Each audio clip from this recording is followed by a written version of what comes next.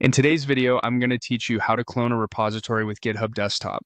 First, open GitHub Desktop. If it's your first time, don't worry, everything we need is right in the menu. Look toward the top left of the app and click File. From there, choose the option to clone a repository. This opens a window where you can decide how you want to bring the code down to your computer.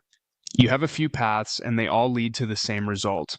If you already have the repository link, select the URL option and paste the repository's HTTPS or SSH URL into the field. Double check that the address points to the exact repo you want to work with. Below that, choose your local path, the folder on your machine where the project should live. Pick a location you use for development so it's easy to find later, and make sure you have enough disk space for the project and its dependencies. If your code is hosted on an enterprise server, switch to the GitHub Enterprise tab. Select the correct enterprise host, then choose the repository you want to clone, just as you would with any other source. Again, confirm your local path so desktop knows where to place the files.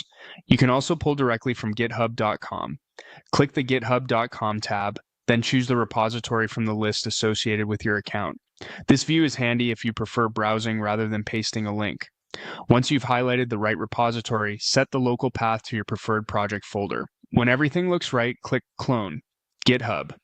Desktop will fetch the repository, copy it to your local path, and set up the tracking so your local branch follows the remote.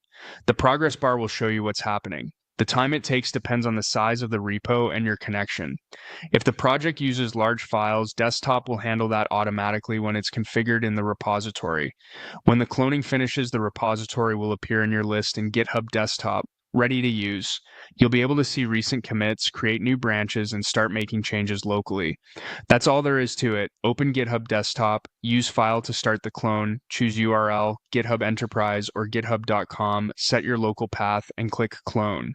You're now set up to work locally and sync your changes when you're ready.